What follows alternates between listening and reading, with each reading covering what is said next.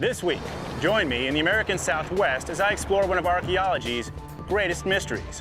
Why did the ancient inhabitants of this land, the Anasazi, build these incredible cliff dwellings, only to abandon them decades later? And seemingly disappear from history. Unbelievable.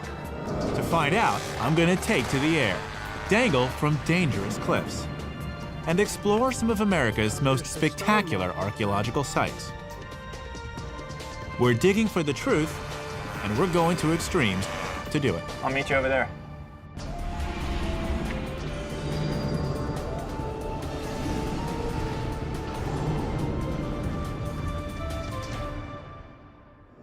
Mesa Verde, southwestern Colorado. Land of rugged canyons, soaring mesas, and some of America's most stunning prehistoric ruins. Yet ever since these abandoned villages were first discovered in the late 19th century, they've puzzled visitors and archaeologists. Pretty incredible, huh? Can you imagine building something like this on the face of a cliff and actually living up here? Hi, I'm Josh Bernstein, and the American Southwest is my home. But I've never gotten to the bottom of its most fascinating mystery until now.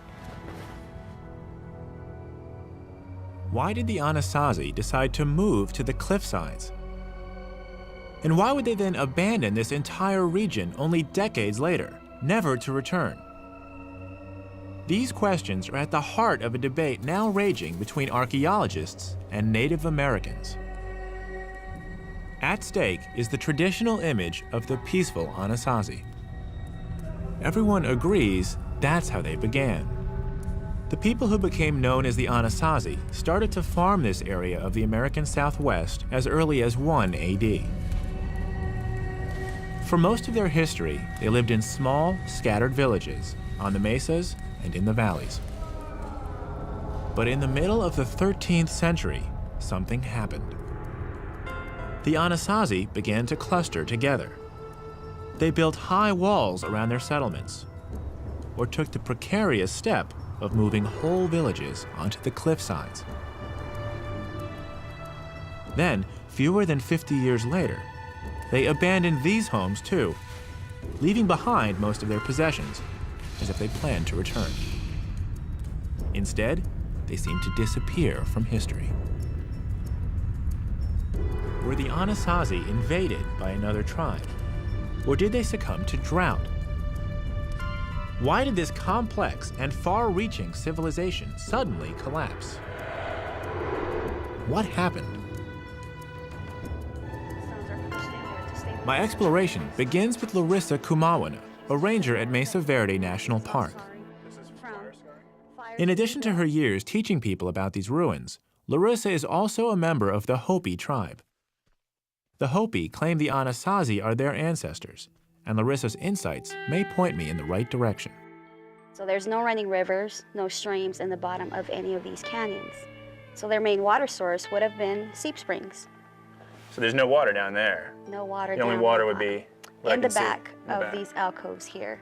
It's thought that's the reason why the transition happened, from the mesa top sites down into these cliff dwellings. You got the water source right there.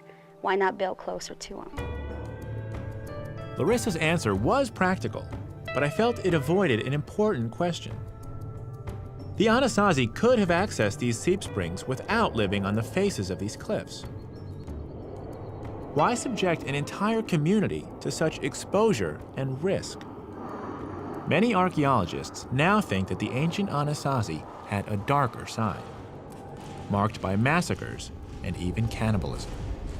Could violence explain the move to the cliffs?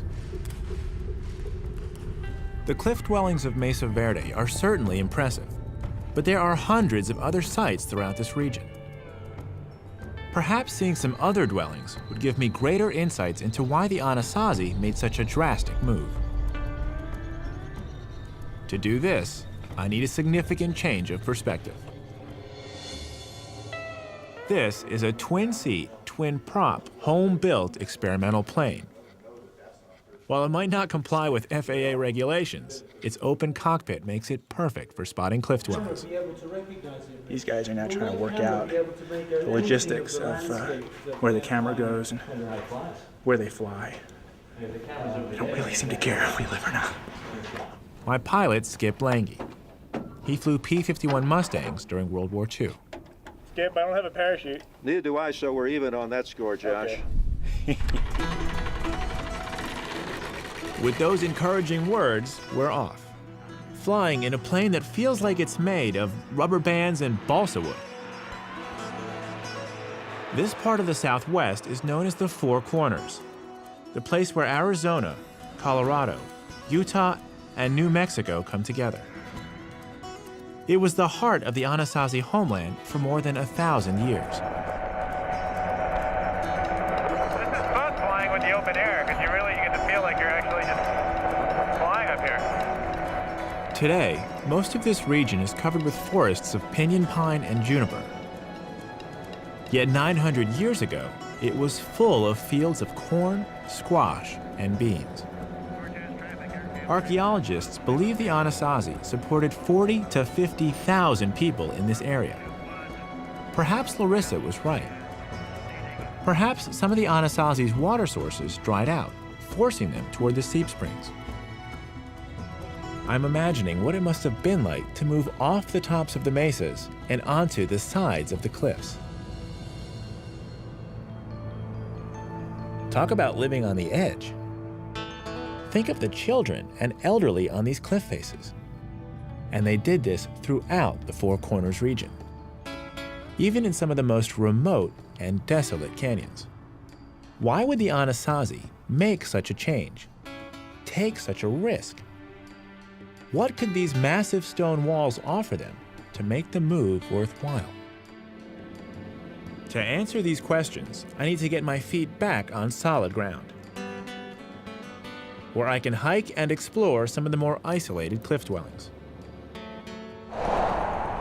To help me get to these distant dwellings, I'm teaming up with Vaughn Haydenfeld. Vaughn is an accomplished mountaineer and local guide who knows these canyons and their Anasazi sites like the back of his weathered hands. Yvonne?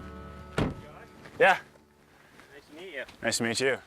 How's it going? It's going well. It's a beautiful day. Good. I heard you're the man who can show me some remote sites. We might be able to find something out here. You got one in mind? Yeah, I do. I'll toss that rope in the back and... Vaughn spent the last 20 years exploring the ruins of Utah's Cedar Mesa Plateau. He's played a critical role in the preservation and interpretation of many sites. He's excited to take me to one of his favorites. Wait, hold on. This section here looks a little tough. We drive in as far as we can go. The rest will be on foot. Where we're going, is it pretty far out there? Yeah. And, you know, it's a fairly difficult route in there, so... Some nice yucca blooms there. Vaughn tells me this plateau is cut by dozens of sheer, slick rock canyons where the Anasazi lived. We'll have to rappel to get down into one. All right, here we are. See where we're headed? All the way over there. Yeah. Got that lower set of ruins up against the cliff face. That's incredible. Upper set of ruins right up in there. See? Ah, right under that cliff. Yeah, That's unbelievable. People actually lived Yes. that high up. Apparently so. You know, it's an amazing thing, but people were hunkered all over in these. This is kind of that final phase before the abandonment here. So people are getting defensive and they're starting to hunker into these little spots that have water. They're defending the water. I would think so. I mean, I think that's got to be part of what's going on. You know, that they're here, they've got these towers across here. If you look right across the canyon here, we have a tower. Oh. Another collapsed tower, you know, showing that they're in control of this little spring here. Let's do it. All right. The watchtowers intrigued me. What were they watching for? One thing that continues to blow me away every time I see these sites is, first of all, how well they blend in to the rocks around them. If you didn't know where to look, you can miss it like that. You would never see that thing. And second, why would they build on the face of a cliff? It seems like the worst place to be dragging rocks and making a shelter for the night.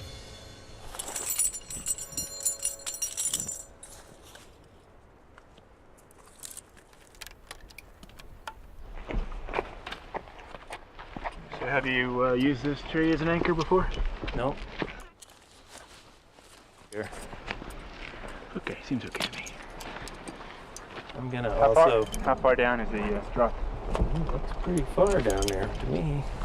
One of these days, I'll get used to doing stuff like this. Hopefully the rope will get to the. As long as our rope hits. Rope. You know how to buckle it and all that? Have you used this kind of rappel device before? No, I don't do a lot of rappelling. Uh-oh. So, are you comfortable doing this? The walking off the cliff part will be all right. But you've never really... I don't usually use the rope. I thought you said you've rappelled. Yeah, I have rappelled. I just don't usually tie myself in.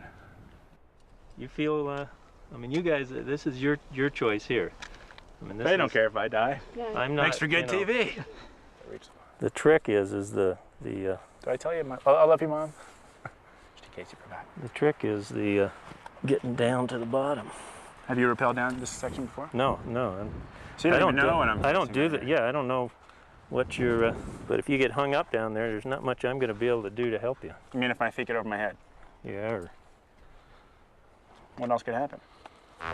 Flip upside down? Yeah.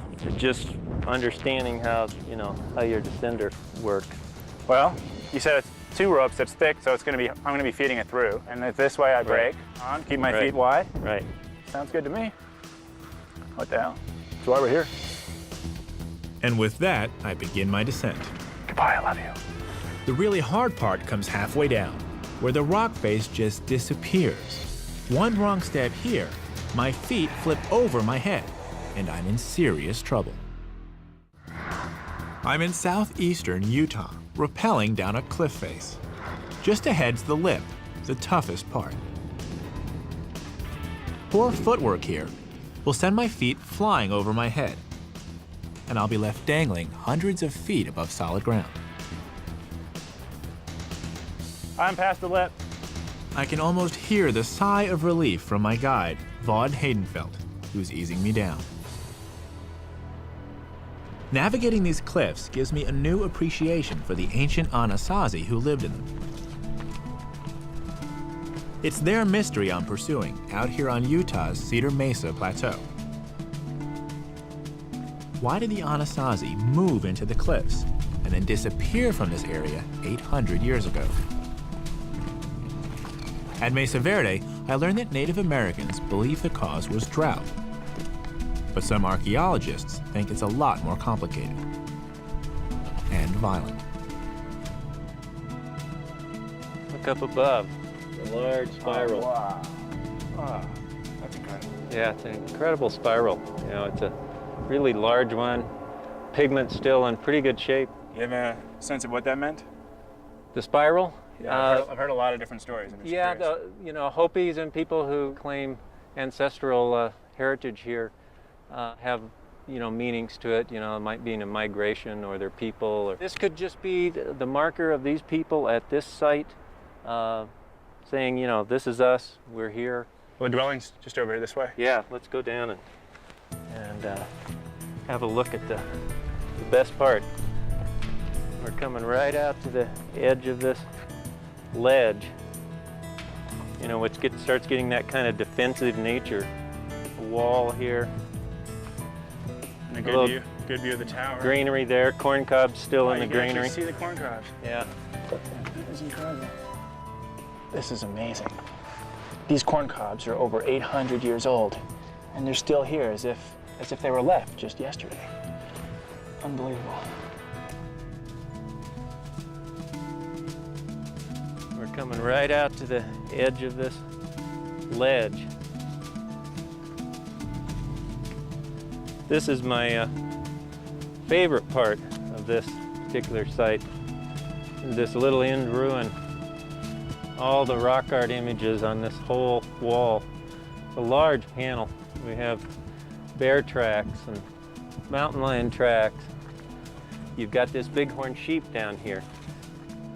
Anthropomorphic figures. Big, long zigzag that comes across this whole entire wall panel. Oh, wow. And here she is. Yep, this is kind of the jewel at the end of the trail. Honey, I'm home. Wow. We came down all the way back there. Yeah. But why live here? Why build this here? I see the tower, right, which we saw on the way down. I guess it's the view. This is, I mean, it's a stunning view, but you know, the question that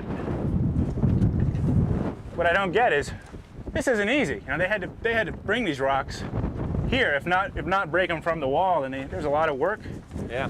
So why? You know, why live here? Why bring their babies and their grandchildren to such a precarious location and live their lives here? Because something's going on that's forcing them into these kind of situations. And you think that it was warfare or well, there's tribal certainly strife unrest? going on. Yeah. There had to have been something to get people to have to bring their living up into these kind of places. Mm-hmm. You know, out on ledges. You know, you've got huge drop-offs right out from your doorway. You can't really see. You have to mix mortar, get water up here to mix all this mortar to put these stones together. It's just an amazing amount of effort, and it's not easy. As you can see, the closest water here is down in the canyon bottom. What are these holes? They're called loopholes. What are they seeing? This one shows me basically that big rock. Yeah, which Right could be there. a route of people coming up into this site. So if you start looking at these, they're called loopholes. If you start looking through them, a lot of times along walls, they point in different directions and This show one's you the things water hole. happening. So some people would call this a very defensive posturing type of aspect to this architecture.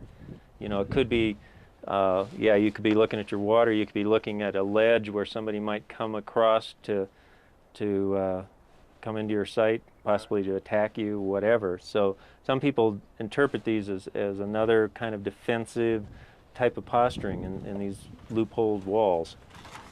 You know, this is kind of the last structure on this whole ledge system. You know, is this the final holdout right here? We don't know. And I'd like to stay longer. The sun's starting to head down over the canyon rim, and we probably ought to start heading out of here. The Anasazi's hideaway definitely felt like an outpost or watchtower. But what were they watching for? Vaughn says that their most likely enemy, the Navajo, didn't come to this area for at least another 100 years. In fact, there doesn't seem to be evidence of any other tribes around here in the 13th century. So who was the enemy? I need to find out what was happening to the Anasazi before they moved into the cliffs. It's time to visit an old friend. He's a developer near Cortez, Colorado, just down the road from Mesa Verde. There's no bigger enthusiast about the Anasazi. He's found hundreds of ruins on his land, entire villages where the Indians lived before they took to the cliffs. Hi, Josh. How are you? Hi, Archie. Good to be back. Great. You guys have been busy. Oh, we sure have. His name is Come on Archie inside and I'll Hansen. show you what we're doing. You haven't He's seen uncovered this. some Okay. pretty incredible evidence, which could explain what drove the Anasazi to take refuge. A lot of new sites. A lot of them, and we've done a lot of work here. How many are you at right now? Well, we're up to about 215 sites across the property right now. And you can come out into Archie's prize site is this partially reconstructed pueblo that probably housed about 20 people, or 4 families. That one way over there in that kiva. So we have quite a network. It was occupied continuously from around 650 to 1150 AD. One of the most fascinating things Archie's found is a maze of tunnels that connect the communal rooms, or kivas, with the other living areas.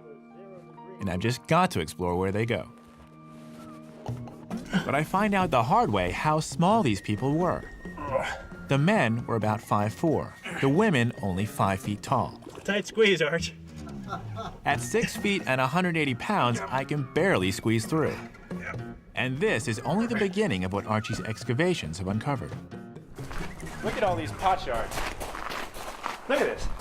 I mean, can you imagine finding this many pot shards? And this is just a small tray sample. Look at these. Look at this. Look at this corrugated pot. You can imagine finding that, not just on the trail, but on your own property. It's stunning. I would be excited. I'd be excited if I just found this piece. But he's got buckets and buckets and buckets and buckets.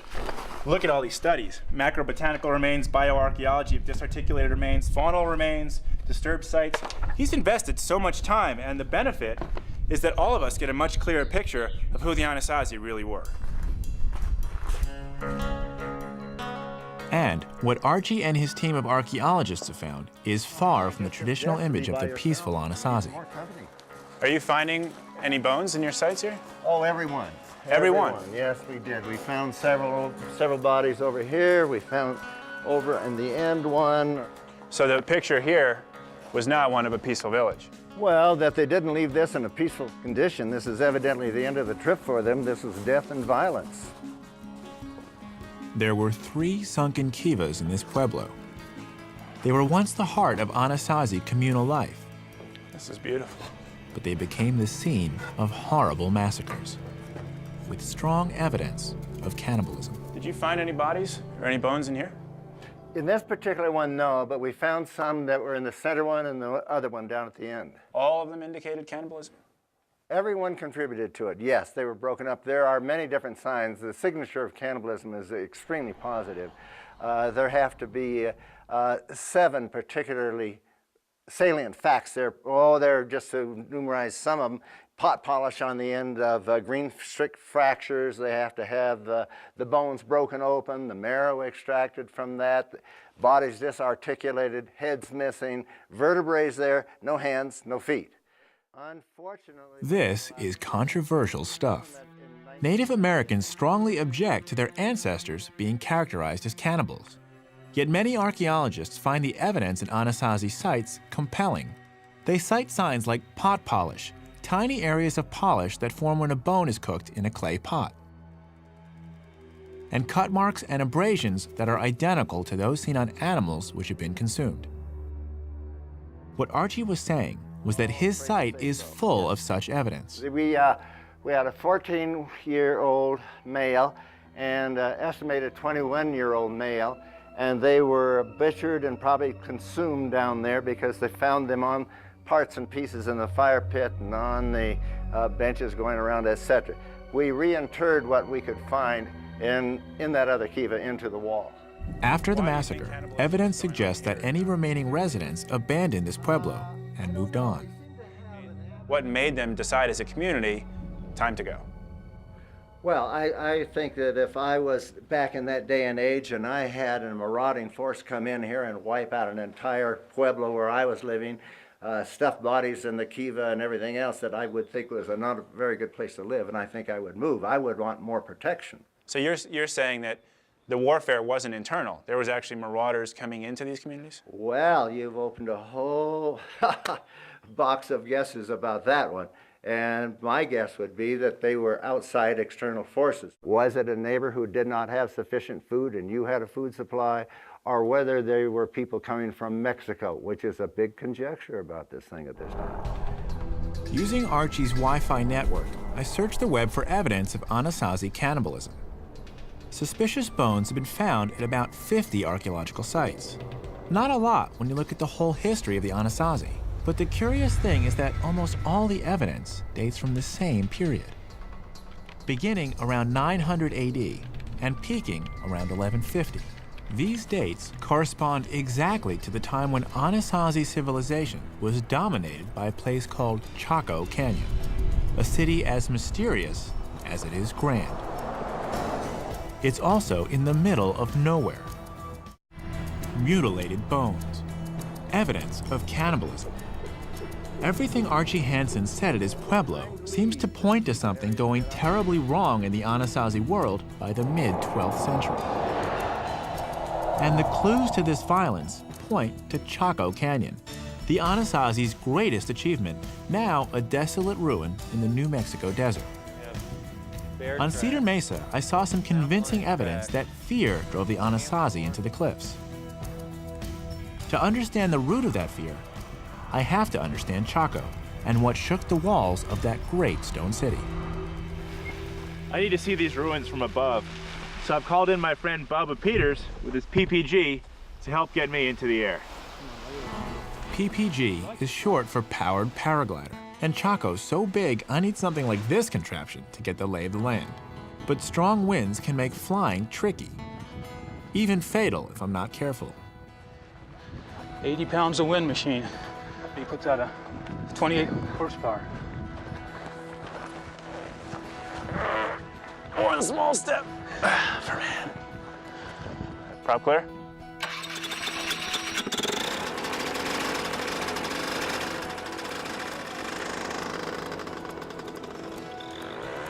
If you can run 30 feet with 80 pounds on your back without getting out of breath, you can fly a PPG. If it's calm, you can travel about 25 miles per hour and stay up for 3 hours on just 4 gallons of gas. Pretty economical for views like these.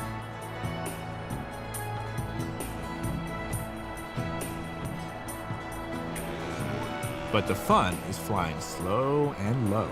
It's amazing how much you can see. That's Chaco.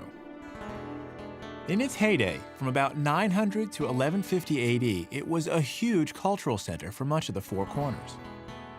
People dragged tree trunks for up to 50 miles to erect these enormous buildings. The biggest is Pueblo Bonito. It was 4 or 5 stories high, with 800 rooms. Archaeologists believe that 1,000 people lived here, in what's been called the largest apartment building in the world until the late 1800s. There's nothing like it in prehistoric North America. Once again, I feel the need to see it up close and on foot. Chaco was much more than just a city. It was a ceremonial powerhouse where people gathered from miles around to worship their gods in great kivas like these. But by 1150, the city was completely abandoned, its inhabitants scattered. Archaeologists are still trying to figure out what went wrong. Was it drought? Too many people with too few resources? Or did something more sinister take place to bring down this great city? The crumbling stone walls don't offer many clues, but the wooden beams might. I've come to one of the only intact rooms left in Pueblo Bonito. Is this really a prehistoric beam? Oh yes, this is the original roof support of this room. Wow.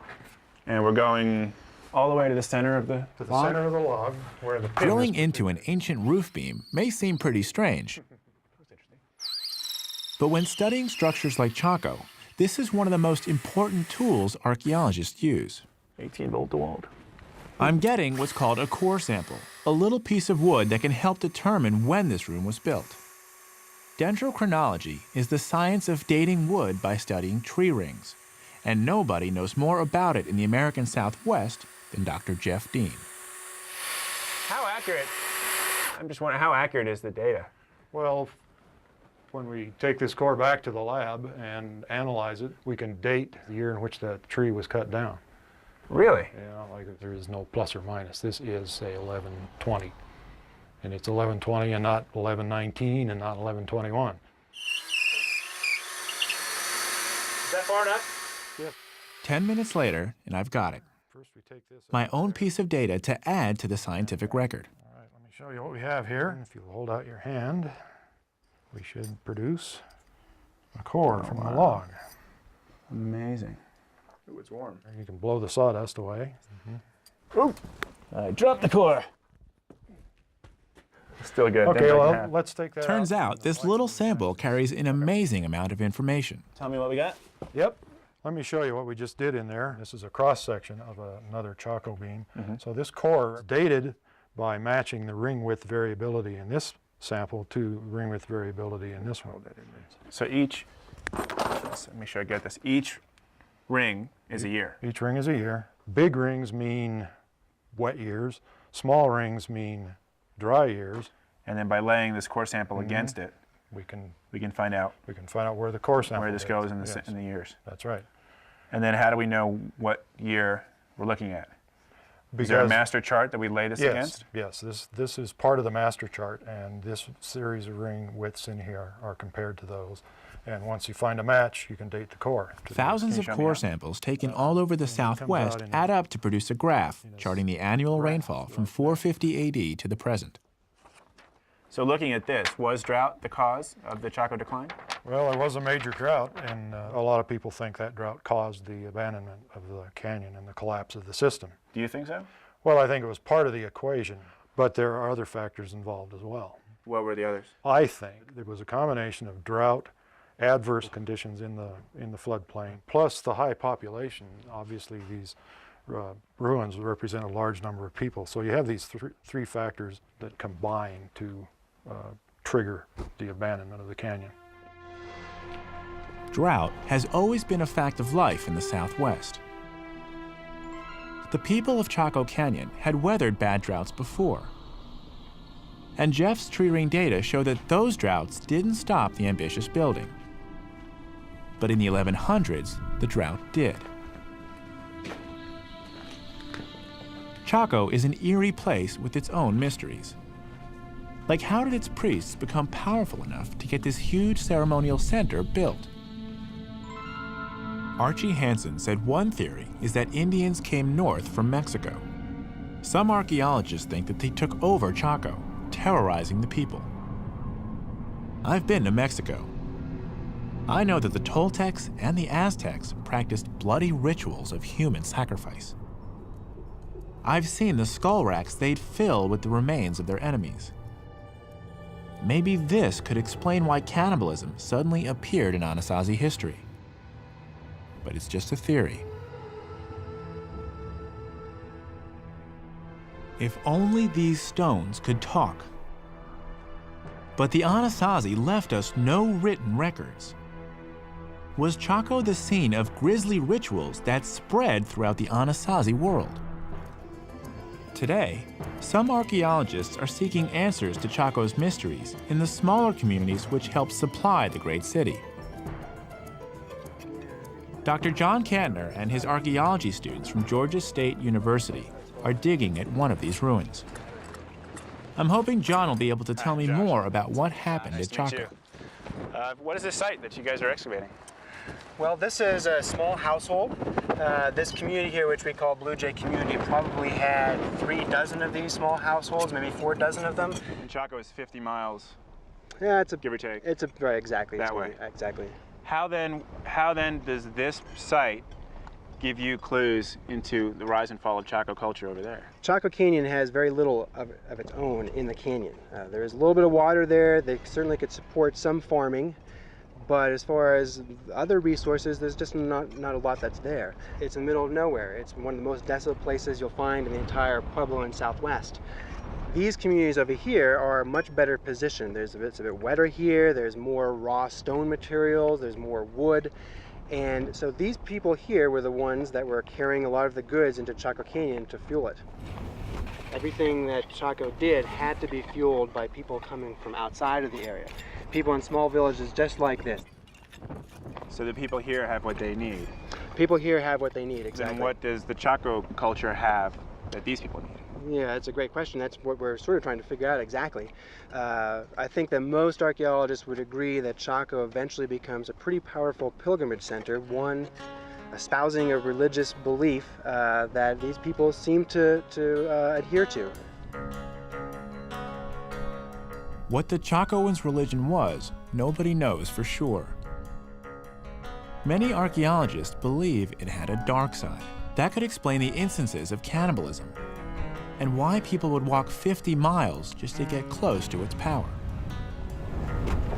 People believe so much in whatever it is that Chaco is doing that they're willing to carry goods to Chaco, fuel its very existence. And then I think Chaco Canyon began to do what anthropologists call materialize that religious belief system. And by materializing, what they do is they create things. You create things, and if those things are important for the religious belief system, for the rituals, for the ceremonies, then that means that it can be controlled. Other people need those things. Turquoise and shell, and for people out here, they felt they needed those things. And So in order to get those things, they had to go there, and they probably then brought things to Chaco Canyon in exchange for just a little piece of that belief system, a little piece of the religion that they can bring back here to their small communities and then help to fuel what they thought was going to be success here. As I look around John's dig, I'm reminded again that archaeology is painstaking work, piecing together answers from bits of pottery, turquoise, and bone. The simplest of questions can often take years to answer, and even then there's always room for debate. John, you've given me a good sense of how this community related to the Chaco culture, but how did it all fall apart? Well, the priestly leaders of Chaco Canyon, their power and authority was based on a belief system, and that's really all they had. So it's really a house of cards, and if any of those cards are removed, then the whole thing comes falling down. Which was the one card then that did that? In the early 1100s, there was a drought. It was a relatively minor drought, particularly in comparison to other droughts that Puebloan people have experienced. But it probably was just enough to cause the problems. But essentially, there's a power vacuum, and that leads to a lot of social chaos. But did social chaos mean violence? I asked John, was this what drove the Anasazi to take refuge in the cliffs? In certain parts of the Puebloan world, that's exactly what happens. The violence and the strife that results from this power vacuum leads people to retreat into those kinds of refuges. Moving north to places like Mesa Verde. Exactly. What John says makes sense. Think of the thousands of people abandoning Chaco, looking for shelter elsewhere in the Four Corners. Competition must have been fierce. It's not hard to imagine that it was brutal, too. It's time to put the pieces of the mystery together. But there's one last clue I need to explore. At John Cantner's dig, I learned that many archaeologists believe that the fall of Chaco Canyon around 1150 AD brought social chaos and violence to the Anasazi world. That's about the same time cannibalism peaked, and when Archie's Pueblo experienced its brutal massacre. Is this the answer to the Anasazi mystery of why they moved into the cliffs and then abandoned the Four Corners?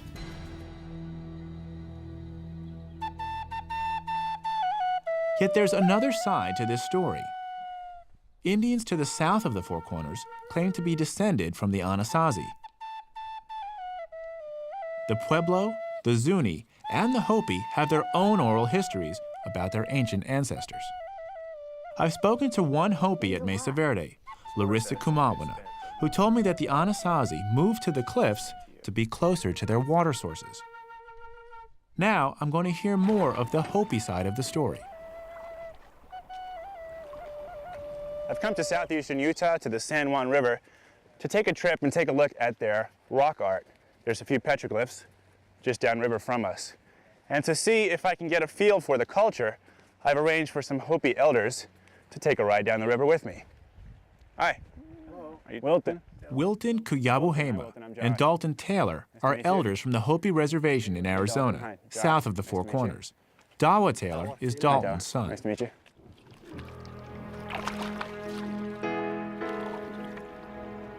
Native Americans who claim ancestral ties with the Anasazi are very hesitant to share their clan histories.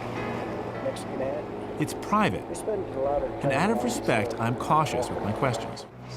Do you have a personal perspective on the Anasazi and what they did out here? The Anasazi, I think there's one misunderstanding about the word Anasazi. Yeah. And in Hopi we call them Hisatsino. Hisatsino. People of the past. The term Anasazi isn't exactly popular among people who claim to be their descendants. That's because it's a Navajo word that means ancient enemies. Today, many prefer to use the term ancestral Puebloans instead of Anasazi. We near a bend in the river. The elders are quiet, so I'm quiet too. But I'm hoping that the petroglyphs we'll soon see will be enough to set them talking.